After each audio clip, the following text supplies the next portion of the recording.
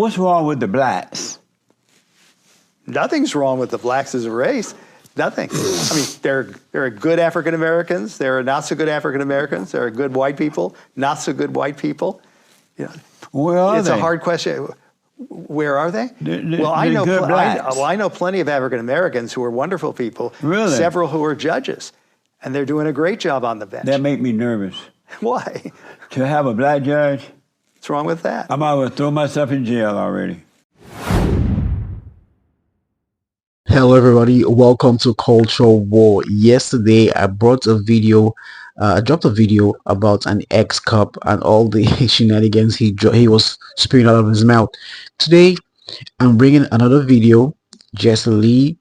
This time around it's in an ex-judge, actually an ex-judge spewing another bunch of leftists jargon. So I want you to watch the video. I want you to react to the video, but I also want you to support me by subscribing to the channel. If you're just a returning subscriber, I appreciate you. If this is your first time, please, I hope I'll be able to earn your subscription in this video so you can subscribe to the channel and get more interesting videos like this. Without further ado, let's get straight into it. The blacks that are attacking the whites and robbing their homes and fighting for reparations and all this mess.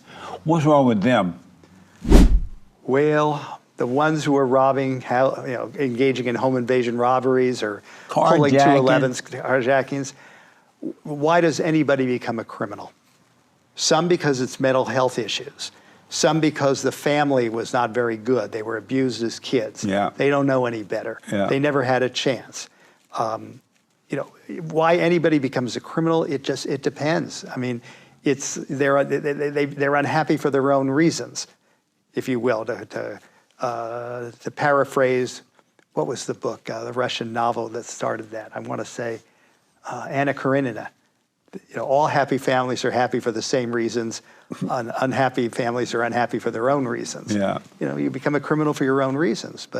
And so should we give the blacks reparations and affirmative action?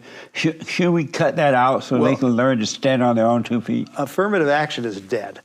It's dead? It's been ruled unconstitutional by the Supreme Court. But they still do it anyway.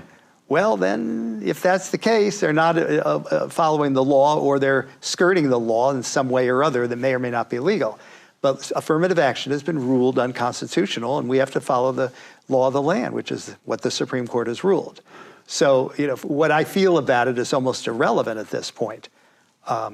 Reparations, depends on what we mean by reparations. They mean money. Well, there are other things you can do. Like, for example, the family that lost their land in Manhattan Beach back, I believe, in the 20s. Right. All right, that was given back to them. I have no quarrel with that, none whatsoever. The land was taken from them wrongly. They were, and the government gave it back, said, look, we apologize. This was a real act of racism, inappropriate. Here's your property back. Now, I think what they've done is sold it, which is fine. They have a right to do that. Yeah, they sold it. I saw it in the local news. They have a right to do that. Yeah. But I have no quarrel about that whatsoever. We can, and that's a different subject from giving somebody who never had a slave in the family money. I can see the case being made for it, but I can see the case very easily being made against that.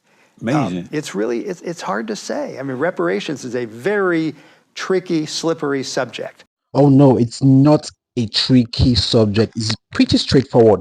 What this judge just described right now is actually compensation, not reparation. They discovered a family that during the slave trade period that they through injustice, they got their land stolen from them. And when they discovered this, they now returned the land back to them and maybe probably compensated them with some extra cash or whatever. That's not reparation. Reparation is when you're trying to repay an entire country, not an individual or a family. So I think this judge is just trying to be a hero or something like that, just trying to sound very politically correct. And like I said, like Jesse has always been saying, I think the whites have been put into cornered into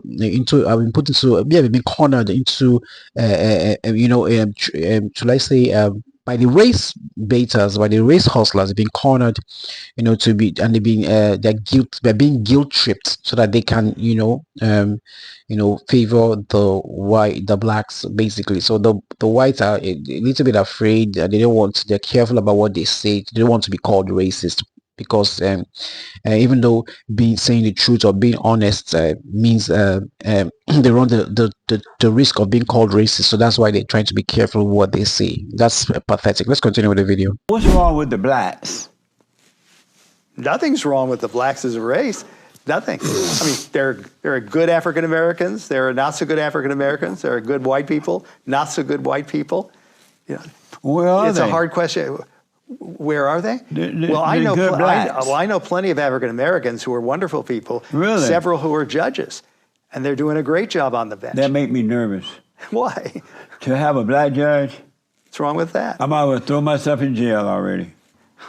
Do you love white people? Do I love white people? As much as anybody. There are white people I love, and a lot of white people, like some of these mass shooters, I don't. And it's interesting, Jesse, how many mass shooters do we have who are non-white? Most of them seem to be disaffected white males. No. Blacks commit mass shooting every day. Well, okay, I hear what you're saying. So and it doesn't get into the newspapers. Right. But the ones that get in the papers, you have disaffected white people. They'll put the white people in the paper, but not the black. That's true. Is that fair? Probably not. Yeah. Probably not.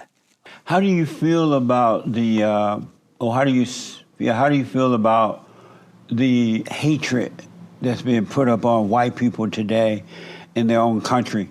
They've been blamed for everything. And they're being discriminated against. They're called racist. They're being to blame for anything that goes wrong in the country. They're blaming on white people. If white people should speak up and say, no, that's not true, they take the white people's stuff. They call them racism. How do you feel about the hatred toward the white population? Well, you're describing an argument that is not logical. What do you mean? It's overly simplistic. And if you went the other way and said, oh, it's always because of black people, I'd give you the same answer, okay? If somebody says, oh, it's just because white people are wrong, or I think it was Susan Sontag who said white people are the cancer of the human race. I think it was Sontag. Again, don't quote me. Right. But this is, I guess, a function of what? Guilty liberalism, not ignorance, overly simplistic analysis. It doesn't make sense if you really put it under a microscope. Right. But at the same time, the argument going the other way, oh, it's because of the blacks are doing this and they're the cause of all the trouble. Same reaction. It lacks logic. It's overly simplistic, based on prejudice. But I grew up in let me ask you this. I'll tell you where I grew up. So I see this advertisement sometime on TV where it says, be aware of racism or something like that. Okay. And it says, be aware of racism against the Jew, or hatred against the Jews, and against the Mexicans, and against the blacks, and against the Asian or somebody like that. And racism is always wrong, hatred is always wrong. But I notice that they leave out white people whenever they talk about people being discriminated against, being attacked. They never mention white being attacked. Why is that? When it's so apparent that it is, why don't, and since they're going to add all the other cultures into the being attacked, why not add the white people? They should. But why do you think they don't?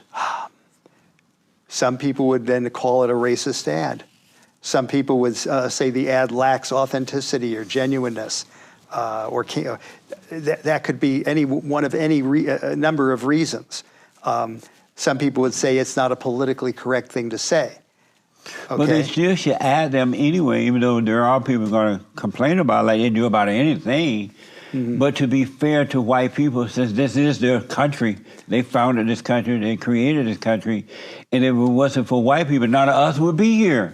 Well, when you say why not? When you say they founded and created the country, Yeah, there were a lot of people here to begin with, Native Americans for openers. But they weren't doing anything. They were sitting around smoking pot. No, they weren't. They were running their own. They had their own societies, and the Native American nations actually were fairly democratic. But some were not. Some were not. Some were run by caciques, but some were extremely democratic, almost isocracies. It depends again on what tribe you're talking about. But they were, doing very well in many areas. Doing well how?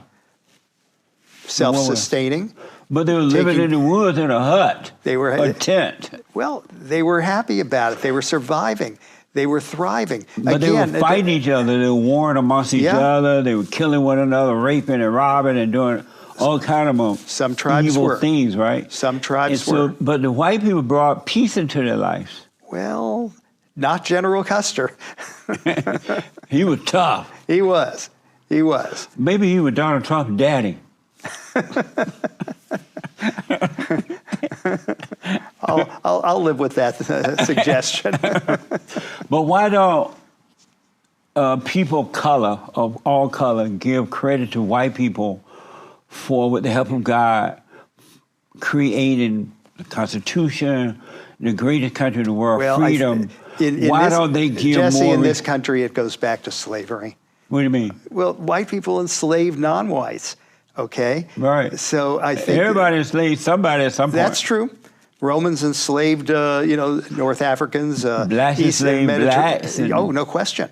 And blacks sold blacks into slavery. Right. No question. It's a very complicated, messy history. So why don't they give credit to white people in white world, Europe and America, for creating such great countries that everybody and their mama want to come to? The borders are overflowing, and everybody want to come here, but yet they come and then they blame the white man for their unhappiness. Well, there are a lot of reasons, and we can sit here and analyze them, but I don't think we're going to come to the reason. I know. We can sit here and what do you, when you say what is it? It's the hatred of the heart. They don't have love. And when you have anger, you don't have love, and you always blame somebody else for your failure. Mm-hmm. But if you have love, you don't blame anyone. Very possible. Isn't that amazing? Yeah, very possible. Do you believe that slavery have anything to do with the failure of black people that are so angry and out of control? Or is it in the home? It's a little of everything, including the Jim Crow laws, which came after Reconstruction. They hurt a lot. How? They treated blacks as inferior. It was a form of ersatz slavery. Where? In the South. What and part? In many ways, I would say right across the southern part of the United States, and even into areas like California. I mean, think about the segregation. When you would take a train back even in the 50s, if you took a train from, say, Jackson, Mississippi to Los Angeles, you would get on the train in Los Angeles, and there'd be blacks and whites in the same cars. Right. When you crossed into Texas, a light would go on. And the light in the car meant you are now in a segregated area. The blacks have to move into their own car. Right.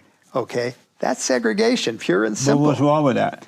Everything was wrong with that. Like what? Why do you classify people based on race? What's the point? But then that's what blacks are doing today to the whites. The universities and things like that, they want black dormitory. They want black graduation. They don't want to be with the whites.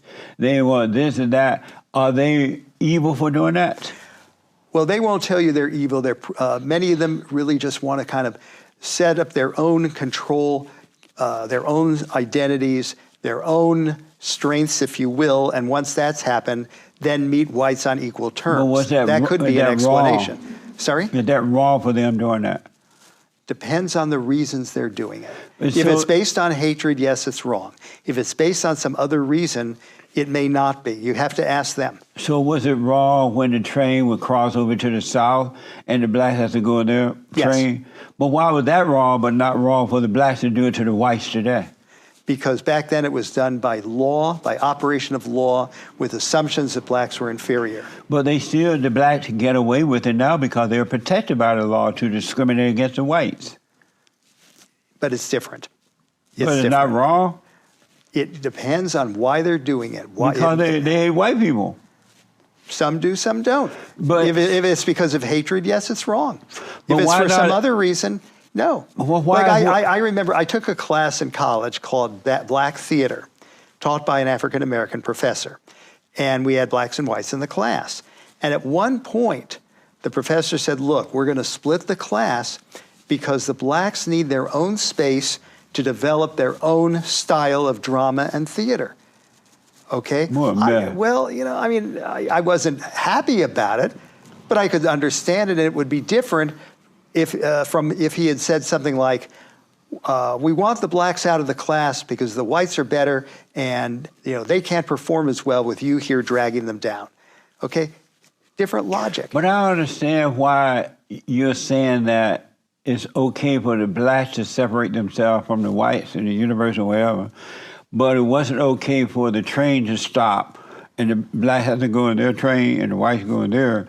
Why wasn't it okay for the whites to do it if the blacks can do it? It doesn't make sense. Well, no, if it's wrong, it should be. You're Jesse, old enough to hear about the goose and the gander, right? Yeah.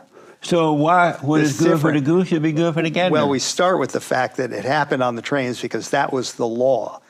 And the law was pure, it was but wrong. it's the law now because the blacks can get away with it.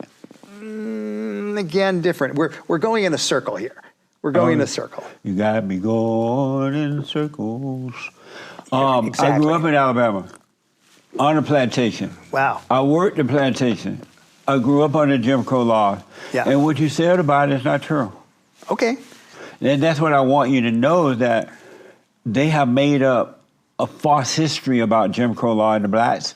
The blacks were doing better. We were doing better. And all the blacks I knew were doing better under Jim Crow than they are today because they have family, they work for themselves. Blacks and white got along for those who love God and love what's right, wasn't based on color. Interesting. And black people had businesses and work. One of my aunt got married. She and her husband had like 19 kids, I think, something like that. And they had their own land and all the kids went to college and become doctors and lawyers. And one of my best friends, the same thing. You were in a very unique situation. Right, I had parents. Yeah. Jesse, have you ever read a book by Isabel Wilkerson? Does that make a difference that I have parents? Stop for a second. Have you ever read a book by Isabel Wilkerson called The Warmth of Other Suns? The Warmth of Other Suns? Suns, S-U-N-S. Oh, sorry, no, I haven't. Read it. It's an oral history of, I think it's 3 families, who came from the Jim Crow South, came up to the North, and how they fared. And I've got to tell you, it's very eye-opening. Now, unless everybody was lying to this author, it will really make you sit up and take notice, okay? And, you don't have to go further than that book, but you could. I mean, obviously, reading W.E.B. Du Bois is going to give you another look on what's going on. Or James Baldwin, give you another look on what's going on. Or the autobiography of Malcolm X. I mean, what you're saying, and I respect that you had a particular... Booker T. Washington? Sorry? Booker T. Washington, you know who he is? Sure. They don't like him. The blacks don't like him. Didn't he start Tuskegee Institute? Yes. Yeah. I've been to to Tuskegee. I spent a week down there. It's amazing, huh? Yeah. Well, he came from slavery, but the blacks hate him. They don't use him as an example. That's too bad. They want to use I'm so poor, I can't make it because I'm black. And Jim Crow, they lie to you. Do you know that all of my uncles and aunts, when they grew up in Alabama, they're much older than I am, right? Mm-hmm. And when they left Alabama, they went to Indiana, Florida, New York. They bought homes, they got married, they had truckloads of children. Yeah. They never got on welfare. They were not blaming white people. And they were older than I am and was at the time. And they grew up under supposedly worse conditions than anybody else. Why were they able to do fine and teach their children the same thing? Well, let me look. I respect that you grew up on a plantation during the Jim Crow era. Yeah. And it sounds to me like you are very lucky in terms of your surroundings in that area, because everything I've read by other people, quite different. They lied. So all these people who talked to Isabel Wilkerson were lying to her. Yes. Or she just made it up. Yes. Okay, I wasn't there. I don't know. I don't know who she is, but the only well-known author, very well regarded. The only reason that blacks, not the only reason, But one of the primary reasons that black people lost their way was because of the civil rights movement. The worst thing, other than abortion, that has ever happened to the blacks was the civil rights movement. If the civil rights movement had never happened, black people would be much better off today because they sold their lives over to the so-called civil rights movement. Martin Luther King, Jesse Jackson, all those crappy people. They gave their lives over to them, and then they sold them over to the Democratic Party. It's just been downhill. Blacks have not stopped begging and whining. Martin Luther King was one of the most respected people, in the United States. Well, they always respect the devil. He certainly wasn't a devil in my mind, I'll tell you that. I heard him speak on May 31, 1964. Right. I heard him speak in the LA Coliseum. And I got to tell you, he was fantastic. He was spellbinding. And what he said made a lot of sense. He was a very great man. I remember where I was when he was assassinated. I was at a small seminar back in college. I had tears in my eyes when I got the news. But you heard Obama speak too, right? Yeah.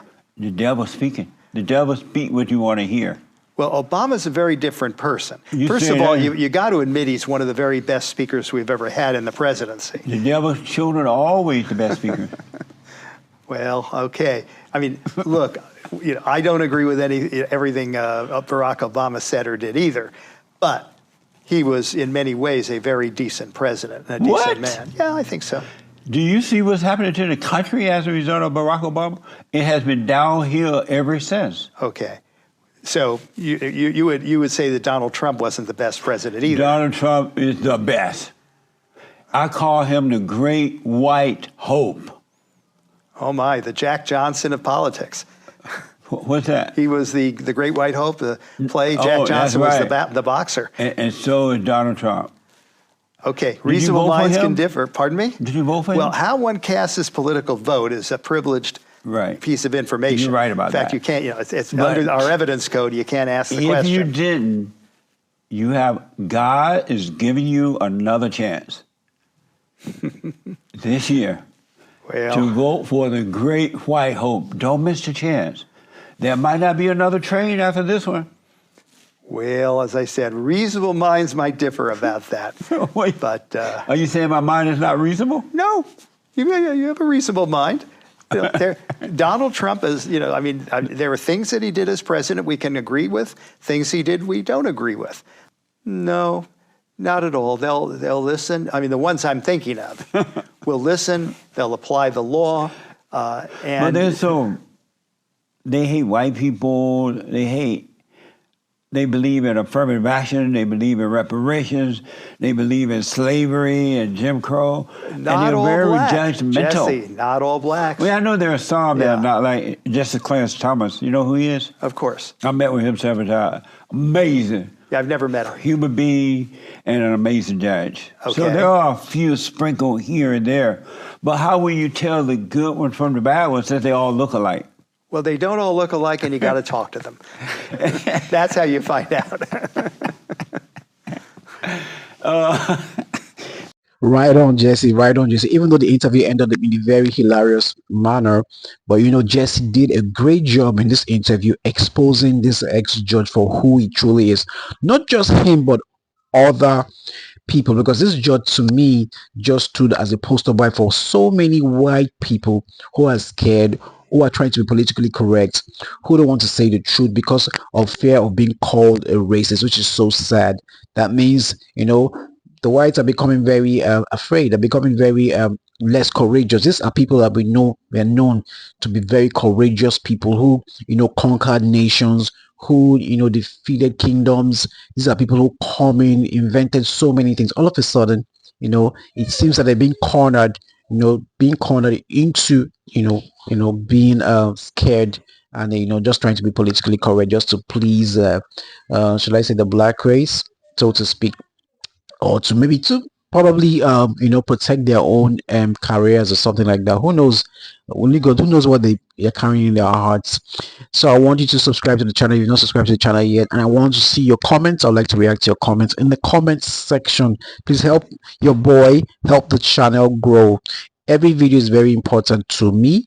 Every video I'm very passionate about what I'm doing about culture war, trying to expose the left one video at a time. So by sharing and liking and subscribing to this channel will really help us go a long way.